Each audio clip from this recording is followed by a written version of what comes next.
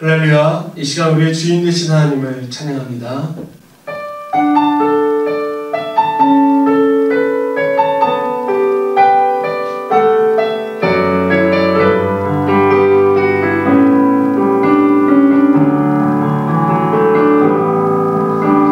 난 무엇과도 주님을 바꾸지 않으리. 나를 어떤 은혜 구하지 않으리. 오직 주님만이 내 삶의 도움이시니 주의 얼굴 보기 원합니다. 주님 사랑해요.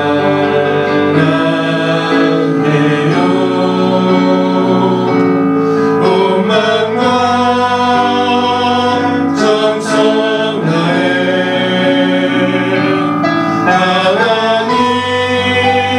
하나님의 진실한 친구 되기 원합니다. 나 무엇과도 주님을 바꾸지 않으리. 나는 어떤 은혜 구하지 않으리. 오직 주님만이 내 삶의 도움이시니 주의 얼굴 보기 원합니다. 주님 사랑해요.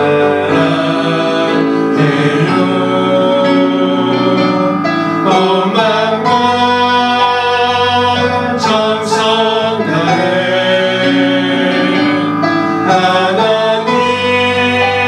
하나님의 진실한 친구 되기 원합니다. 주님 사랑해요.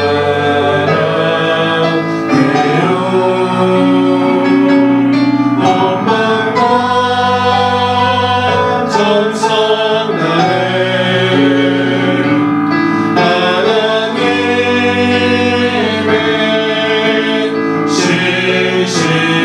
진실한 친구 되기 원합니다.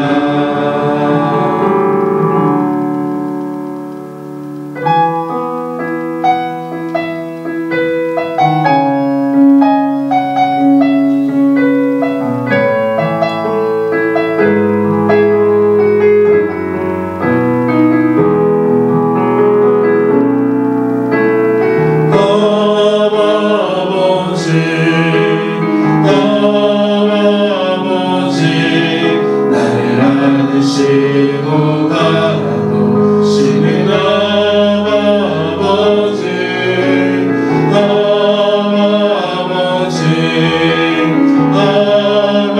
아버지 나를 도우시고 힘드시는 아버지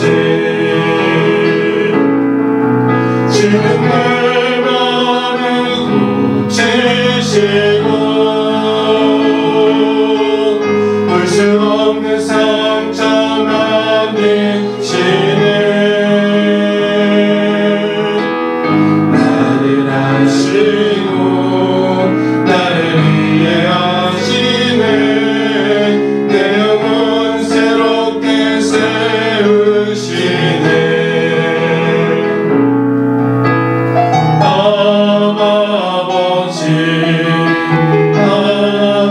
아버지 나를 안으시고 바라보시는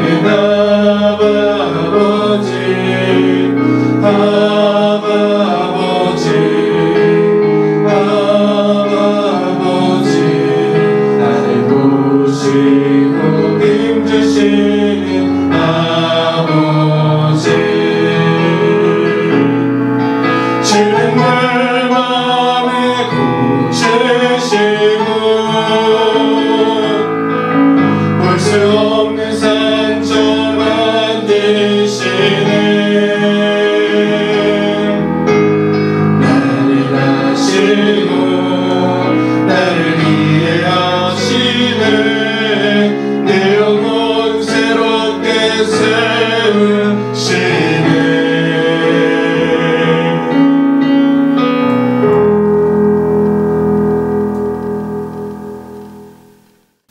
할렐루야. 오늘 나눌 말씀은 시편 127편입니다. 제가 봉독해 드리겠습니다. 여호와께서 집을 세우지 아니하시면 세우는 자의 수고가 헛되며 여호와께서 성을 지키지 아니하시면 파수꾼에 깨어있음이 헛되도다. 너희가 일찍이 일어나고 늦게 누우며 수고의 떡을 먹음이 헛되도다. 그러므로 여호와께서 그의 사랑하시는 자에게는 잠을 주시는도다. 보라, 자식들은 여호와의 기업이요 태의 열매는 그의 상급이로다. 젊은 자의 자식은 장사의 수중의 화살 같으니 이것이 그의 화살통에 가득한 자는 복되도다. 그들이 성문에서 그들의 원수와 담판할 때에 수치를 당하지 아니하리로다. 우리가 흔히 착각하는 것 중에 하나가 우리가 무엇인가를 열심히 하면 그에 상응하는 보상이 당연히 주어질 것이라는 기대입니다. 그러나 오늘 시편은 우리의 그런 기대를 철저하게 부정하고 있습니다. 물론 수고하고 노력한 자가 자신의 일을 등한시한 자보다 얻을 것에 대한 기대가 큰 것은 사실입니다. 하지만 우리는 알고 있지요. 반드시 그렇지는 않다라는 것을. 일례로 최근 크게 이슈가 되었던 공기업을 다녔던 사람들이 내부 정보를 이용해서 크게 부당 이득을 취득하게 된 것이 적발되어서 많은 사람들의 공분을 산 일이 있었습니다. 누군가는 평생 일해도 구경조차 못할 소득을 공적으로 다뤄야 할 정보를 이용해서 너무나도 쉽게 얻었기 때문입니다. 이런 사건들은 심심치 않게 들리고 또 우리 주변에서도 쉽게 보게 됩니다. 이런 일들을 보고 있노라면 착실히 사는 인생이 참 바보처럼 여겨지기도 합니다. 그런데 사실 우리 인생은 굳이 저런 비열하고 약삭 빠른 사람들과 비교하지 않는다 하더라도 수고한 대로의 결실을 얻는 것은 결코 당연하지가 않습니다. 특히나 농경 문화에서는 더더욱 그렇습니다. 농부가 제 아무리 땀 흘려 수고를 하여도 언제나 자신의 능력을 벗어난 문제들이 도사리고 있습니다. 바로 가뭄이나 병충해 또 전쟁 같은 것들이 있지요. 이런 것들은 언제나 농부들에게는 이 두려움의 대상이지만 그러나 우리의 노력으로는 어찌할 수 없는 것들입니다. 그렇다면 이 말을 결국 우리들의 노력은 다 헛된 것들이니 수고하는 일 자체가 헛된 것이다 라고 여기는 분은 안 계실 것입니다. 수고조차 하지 않은 인생이야말로 지금 그 입에 무엇이 들어가고 지금 무엇을 누리고 있다 한들 다 부질없는 허무한 것들이기 때문입니다. 수고해야 하지만 그러나 수고한 대로 얻지 못하는 인생. 오늘 시편은 바로 그런 우리 인생에 대한 교훈, 지혜를 전해줍니다. 오늘 시편은 특별히 우리가 가지고 있는 이상, 수고한 대로 얻으리라 라는 기대와 그러나 정반대의 결과를 만나게 되는 현실, 바로 이 이상과 현실의 괴리를 하나님 안에 있는 신비로 해석합니다. 계획은 인간이 하지만 그러나 이를 해결하시고 이루시는 분은 바로 하나님이시다라는 것을 알려주는 것이지요. 여기서 우리는 한 가지 중요한 사실을 먼저 깨달아야 합니다. 우리가 괴로워하면서도 목매달고 있는 이 세상이 어떠한 곳이냐? 이 세상은 본질적으로 하나님의 구원과 심판, 축복과 저주가 나타나는 광장이라는 것입니다. 그러니 우리 삶에서 가장 중요한 것은 수고해서 무엇을 얻느냐, 이게 가장 중요한 문제가 아니라 먼저 우리가 누구의 뜻을 따라 살고 있느냐, 하나님을 믿고 의지하며 하나님의 뜻을 묻고 하나님께 합당한 삶을 살고 있느냐, 바로 이것이 우선이 되어야 합니다.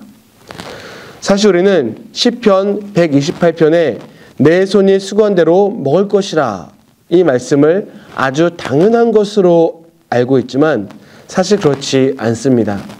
특히 농사에 있어서 새벽부터 밤까지 땀 흘리며 수고하였어도 농부들의 마음에는 언제나 전쟁이나 가뭄, 전염병에 대한 두려움들을 품고 있지요. 그러므로 나의 수고가 헛되지 않아 그 수고의 열매를 얻는다라는 것, 이것은 크나큰 축복이며 이것을 누릴 수 있다는 것은 그만큼 하나님의 사랑이 크시다라는 것을 입증하는 확실한 증거입니다. 그런데도 우리는 이렇게 하소연합니다. 하나님 너무하시네요. 지성이면 감천인데. 그러나 이러한 불만이 나오는 것은 여전히 기준이 하나님이 아닌 내게 있기 때문입니다. 그리고 당연한 말이지만 하나님은 잘못된 열심에까지 잘했다 칭찬하시며 책임지시는 분이 결코 아니십니다. 나의 뜻이 하나님과 같아야지만 다르다면 나 스스로를 꺾어서라도 하나님께 맞춰야지만 그렇게 우리의 그 정성이 올바른 정성이어야지만 우리가 하나님의 은혜 안에서 열매를 맺게 되는 것입니다. 미련한 우리는 많은 순간 하나님의 뜻을 분간할 지혜가 부족합니다. 여전히 우리 중심에서 하나님을 바라게 되지요. 그러나 오늘 성경은 우리에게 말씀합니다.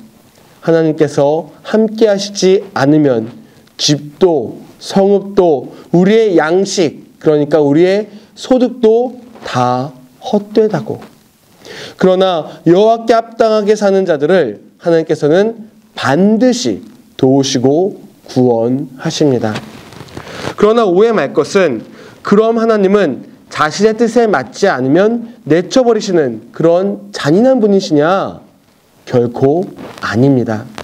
우리가 잘 아는 삭개오의 이야기에서 삭개오는 예수님을 보기 위해 나무 위에 올랐지만 그러나 그 이전에 예수님께서 삭개오의 갈급한 심령을 아시고 바로 그 한 사람을 위하여 여리고로 들어가셨다라는 것을 기억해야 합니다. 구원과 은혜는 어떤 조건에 부합되어서 마치 무슨 공식처럼 무엇을 어찌했으니 무엇이 주어졌다 이러한 것이 아닙니다. 나를 아시는 주님, 그래서 먼저 나를 찾아오신 주님, 내가 모른다 부정한 그때에도 이런 나를 위하여 십자가에 오르신 그 주님이심을 기억해야 합니다.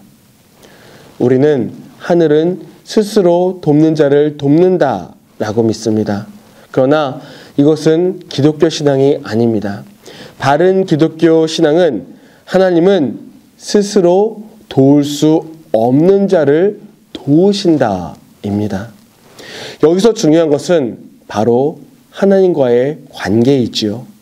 우리의 기준, 중심, 초점을 나에게로가 아닌 바로 하나님께로, 우리 인생의 성공의 기준을 우리가 무엇을 가지고 또 성취하였느냐가 아니라 바로 하나님과의 관계가 올바르냐, 우리 인생을 통해 얼마나 하나님에 대한 신뢰를 고백하느냐에 두는 것입니다. 우리 인생의 기준은 하나님이십니다. 하나님만이 우리의 주인 되십니다. 그 하나님과 올바른 관계를 맺으심으로 성공하는 인생, 형통하는 우리 모든 성도님들 되시기를 간절히 소망합니다. 다 함께 기도하시겠습니다. 하나님만이 우리의 주인이심을 고백합니다. 주님께 모든 것을 내려놓고 다만 주님의 인도하심을 따라 살아가는 우리 모든 성도들이 되게 하옵소서. 그래서 하나님께 합당하게 살아가는 우리 모든 성도들, 하나님 앞에 바르게 살아가는 우리 모든 성도들이 되게 하옵소서. 우리의 주인 되신 우리 주 예수 그리스도의 이름으로 기도하옵나이다. 아멘. 우리 함께 찬양하시고 기도하시겠습니다.